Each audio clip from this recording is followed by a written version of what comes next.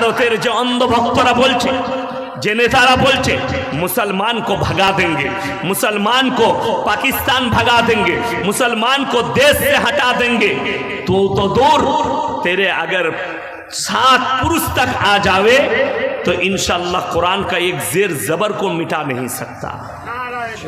हमार मुसलमान भाई, तू तो दूर 200 साल तक हुकूमत किया अंग्रेजों ने, कुरान का एक हरूफ को मिटा ना पाया, और तू क्या कर लेगा हमारा। फिरौन आया था मूसा को मिटाने, खुद मिट गए। इब्राहिम को मिटाने के लिए नमरूद आया था, खुद मिट गया। अल्लाह की कसम, और जो लोग ख्वाब देख रहे हैं हमारे देश के, जो हरामखोर लोग ख्वाब देख रहे इस्लाम को मिटा देंगे। आसामेर मुख्यमंत्री डायरेक्ट बोलছে हमारा मिशन है इस्लाम को मिटाना, दुनिया से इस्लाम मिट जाए। हे आसाम के मंत्री, कान खुलकर सुन लो, तू तो दूर, तेरे मोदी जी तो दूर, तेरे जोगी जी तो दूर। अंग्रेजों ने 200 साल तक हुकूमत किया हिंदुस्तान के अंदर, 56,000 उलामाओं को मर्डर कर दिया, फिर भी अल्लाह की कसम इस्लाम को मिटा ना पाया। जोर बोलुन सुभान अल्लाह। हमार मुसलमान भाई, 56,000 आलेम तो गर्दन दिएছে ইসলামের জন্য। আল্লাহর কসম, আল্লাহ কোরআনে নিজে শর্ত রেখে দিয়েছেন কি, ওয়ালান তাজিদা লিসুন্নাতিল্লাহি তাবদীলা। হে আমার নবী, কিয়ামত পর্যন্ত পৃথিবীর কোনো শক্তির ক্ষমতা নেই আমার একটা জের জবরকে মিটিয়ে দেবে।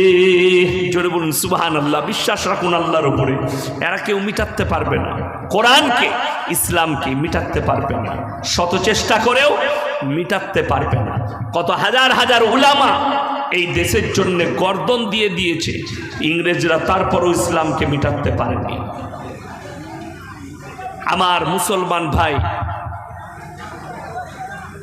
বড় বড় উলামায়ে দ্বীন দিকে কঠোর শাস্তি দিয়েছে জেলের কুঠরিতে। শাইখুল হিন্দ রহমতুল্লাহ আলাইহি হুজুরকে জিজ্ঞেস করুন, কোমরের তলায় আগুন ধরিয়ে দেওয়া হয়েছে, ইংরেজদের পক্ষে ফতোয়া দাও। শাইখুল হিন্দ রহমতুল্লাহ আলাইহি বলেছেন, আমি হযরতে বেলালের উত্তরসূরি, তোমরা যদি আমাকে মৃত্যু দিয়ে দাও, আমার মুখ থেকে একটাই ফতোয়া আসবে, ইংরেজদিকে বিতাড়িত করা, তোমাদের বিরুদ্ধে যুদ্ধ করা। জোরে বলুন সুবহানাল্লাহ। এটা ছিল শাইখুল হিন্দ রহমতুল্লাহ আলাইহির মিসাল। আসামের মুখ্যমন্ত্রী তিনি অ্যাটাক করছেন একের পর এক, ইসলাম কো মিটা দো। আমার মুসলমান ভাই, আমাদের বাংলার একটা মেয়ে, মুসলমান ঘরের মেয়ে, তার নাম হচ্ছে নাজিয়া ইলাহি খান, কলকাতায় বাস করে, নন বেঙ্গলি, বিহারি হবে, ভাঙা ভাঙা বাংলা বলে, এত খারাপ খারাপ কথা বলেছে ইসলাম সম্পর্কে, এর বিরুদ্ধে আন্দোলন করার মুসলমান খুঁজে পাওয়া যায় না, এর বিরুদ্ধে কথা বলার মুসলমান খুঁজে পাওয়া যায় না। এ হচ্ছে হারামের আওলাদ, এদের পরওয়ারিশের দোষ আছে, এদের মা বাবার দোষ আছে, এদের জন্মের কুণ্ডলি বার করলে দোষ পাওয়া যাবে। নবীজি সাল্লাল্লাহু আলাইহি সাল্লাম শুধু নয়, मुसलमानों जन्य बोलचे ये मुसलमान लोग 12-12 साल के बच्ची से निकाह करते हैं और ये लोग बलात्कार करते हैं। जोरे बोलो नाउजुबिल्लाह। যারা এই ধারণা রাখেন, যে সমস্ত শিক্ষিত মুসলমানরা ধারণা রাখেন যে হ্যাঁ সত্যি ইসলামে 10 বছরে বিয়ে হয়, যে শিক্ষিতরা যাদের ভেতরে ঈমান ধ্বংস হয়ে গেছে, যারা শিক্ষা লাভ করার পরে যারা নবীজির উপরে বিশ্বাস স্থাপন করেননি, বেঈমান আর কাফেরের কথার উপরে বিশ্বাস আসছে, যারা নাস্তিকতার উপরে জীবন কাটাচ্ছেন, তারা কান খুলে শুনে যান। যারা বলছে 12 বছরে বিয়ে, তোর দাদিকে জিজ্ঞেস কর তোর দাদির ক বছর বয়সে বিয়ে হয়েছিল, তোর দাদির মাকে জিজ্ঞেস কর ক বছর বয়সে বিয়ে হয়েছিল। শুধু তাই নয়, আমাদের দেশের একজন মহান ব্যক্তি, মহান ভাগবতজি आरएसएस এর প্রধান, দিল্লিতে দাঁড়িয়ে বললেন ज्यादा खाना खाना और ज्यादा बच्चा पैदा करना जानवर का काम है। हमें दुख हुआ, যদি এটা হয় বেশি খাবার খাওয়া আর বেশি বাচ্চা পয়দা করলে যদি জানোয়ারের কাজ হয়, আমি জিজ্ঞেস করতে চাই মহান ভাগবতজিকে, রবীন্দ্রনাথ ঠাকুর নিজের বাপের 9 নম্বর সন্তান, তার বাপ মাকে কি বলবেন আপনি? কথাটা বুঝতে পারেননি? রবীন্দ্রনাথ ঠাকুর তিনি নিজের বাপের 9 নম্বর সন্তান, তিনি ছিলেন বিশ্বকবি, কবিগুরু রবীন্দ্রনাথ ঠাকুর। তার বাপ মাকে কি বলে সংবর্ধনা দিবেন আপনি? এটা আমরা জানতে চাই। আমাদের দেশের প্রধানমন্ত্রী বাপের 5 নম্বর সন্তান মায়ের, তাহলে আপনি বলুন তাকে কি বলে সংবর্ধনা দিবেন? শুনেলেন, ইসলাম আল্লাহর কসম করে বলছে, কোরআন এসছে, নবীজি এসছে, ইসলাম এসছে, সভ্যতার অবকাশ খুঁজে পেয়েছেন, মা বাপ চিনতে পেরেছেন। যারা বললেন কোরআনে কি দিয়েছে, আল্লাহর কসম বলছি, মুফতি সাহেবের কাছে আসতে হবে না, আমার কাছে আসতে হবে না, তোমার গ্রামের হুজুরের কাছে বসতে হবে না, তুমি বাংলা মানে কোরআন কিনো, 4 পারা শেষ পৃষ্ঠা হাফের পর থেকে পড়ো আর মানেগুলো পড়ে যাও। হুররিমাত আলাইকুম উম্মাহাতুকুম ওয়া বানাতুকুম ওয়া খালাতুকুম ওয়া বানাতুল আখি ওয়া বানাতুল উখতি, একটা একটা করে আল্লাহ বলে দিয়েছেন কার সঙ্গে বিবাহ করা জায়েজ, কার সঙ্গে না জায়েজ, কোনটা হারাম সম্পর্ক, কোনটা জায়েজ সম্পর্ক, একটা একটা করে আমার আল্লাহ রাব্বুল আলামিন কোরআনে বলে দিয়েছে। জোরে বলুন সুবহানাল্লাহ। আপনি নিতে পারেননি, আপনার লিবার ক্ষমতা নেই। আজকে বড় কষ্ট লাগে, এরা জায়েজ না জায়েজ আমাদিকে বুঝায়, এরা আমাদিকে, শুনেলেন আপনাদিকে বলে যায়, কুকুরের জানোয়ারের পরিচয় কার দ্বারা? আমাকে যদি জিজ্ঞেস করেন আমি কার সন্তান, আমি বাপের নাম লুবো না মায়ের? কথা বলেন, কথা বলেন না? বাপের। মুফতি সাহেবকে যদি জিজ্ঞেস করি, হ্যাঁ গো আপনি কার ছেলে, উনি ওনার আব্বার নাম করবে, মায়ের নয়। ঠিক বললাম না ভুল বললাম? মানুষের পরিচয় আল্লাহ দিয়েছেন, ইনসানের পরিচয় বাপের দ্বারা। কিসের দ্বারা বললাম? বাপের দ্বারা। কিন্তু জানোয়ারের পরিচয় হয় মায়ের দ্বারা। কিসের দ্বারা? মায়ের দ্বারা। বুঝিয়ে দিই, কুকুরে ছানা হলে লোকে কি বলে? এই কুকুরটার বেটা বলে না, ওই যে ওই মদা কুকুরটার ছানা, এগুলো বলে না? বলে না? ছাগলটার ছানা বলে না, পাঁঠাটার ছানা বলে, ছাগলটার ছানা বলে। এইখানে আপনাকে ইমান এখানেই মজবুত হয়ে যাবে। আল্লাহ মানুষের দ্বারা, ইনসানের দ্বারা, তার বাপের দ্বারা পরিচয় দিয়েছে মানুষের, আর জানোয়ারের পরিচয় তার মায়ের দ্বারা। আমেরিকা, লন্ডন, ব্রিটেন যে সমস্ত শিক্ষিতরা বলছেন এরা টেকনোলজিতে এগিয়ে, এদের কাছে নাসা, এদের কাছে বৈজ্ঞানিক, এদের কাছে টেকনোলজি, শুনেলেন তাদের পরিচয় তাদের মায়ের দ্বারা, বাপের দ্বারা নয়। লন্ডনের পাস হয়ে গেছে পার্লামেন্টে, আমেরিকার পার্লামেন্টে পাস, রাশিয়ার পার্লামেন্টে পাস, ইউক্রেনের পার্লামেন্টে পাস, জাপান, জার্মান, চাইনার পার্লামেন্টে পাস হয়ে গেছে। এরপর থেকে মায়ের পরিচয়ে ছেলেরা বাস করবে।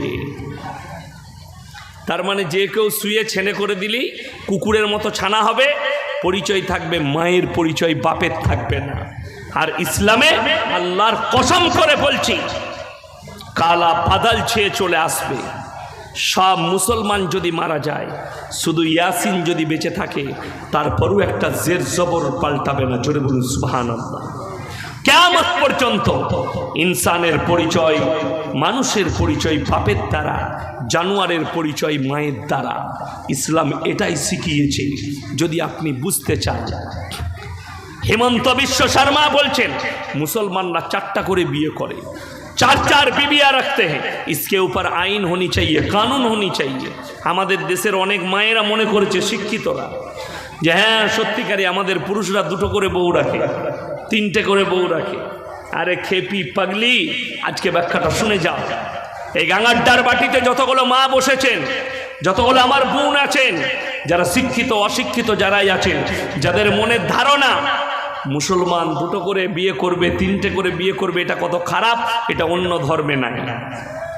নাউজবিল্লাহ বলেন, এই জোরে বলুন নাউজবিল্লাহ। উলামারা ছাড়া আপনারা বলুন, যদি কেউ দ্বিতীয় বিয়ে করতে চায়, বইয়ের কাছে এজেন্ট লাগবে না? লাগবে না? কথা বলে না? কথা বলে না? জোরে বলুন।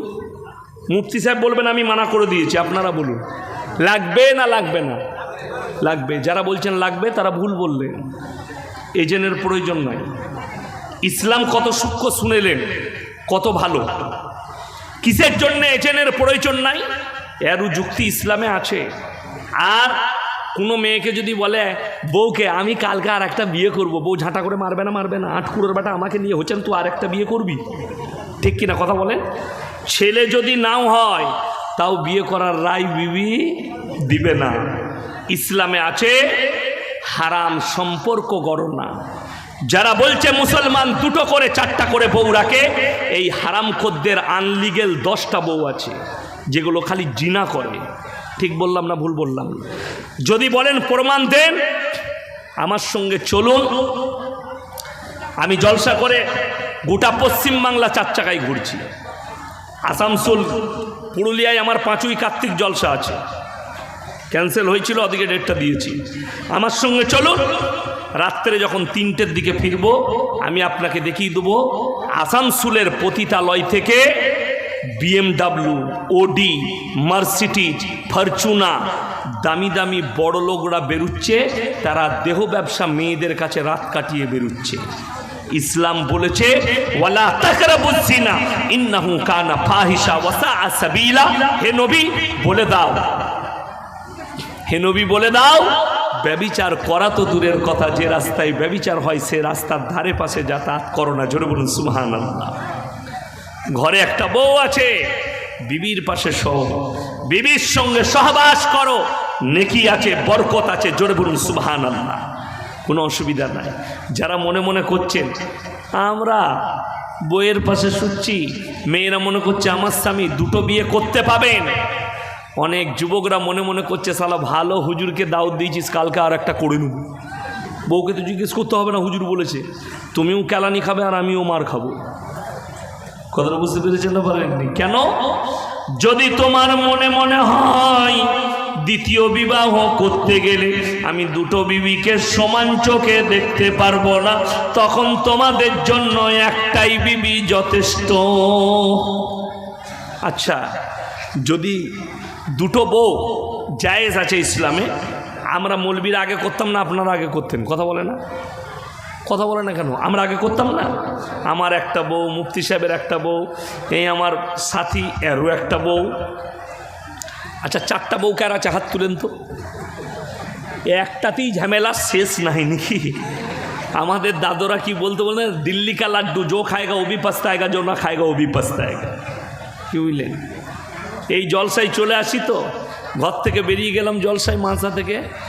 হ্যালো, কত দূর গেলে? এই যে যাচ্ছি, বাজার পেরুচ্ছি। আরে ঘরে আলু নাই, পাটি দাও তো। সাবান নাই, পাটি দাও তো। তখন কি মনে মনে হবে, শালা বিয়ে কি করতে করলুম রে, ঘুম নাই সারা রাত। আল্লাহর কসম, আল্লাহ দিয়া বড় নিয়ামত। মুসলমান, যদি তোমার স্ত্রী বান্দা হয়, আল্লাহ ভবিষ্যৎবাণী করে কোরআন অবতীর্ণ করেছেন, কিয়ামত পর্যন্ত পাপের কথা ভেবে সব জেনে আমার আল্লাহ কোরআন অবতীর্ণ করেছেন। মায়েরা শুনেলেন।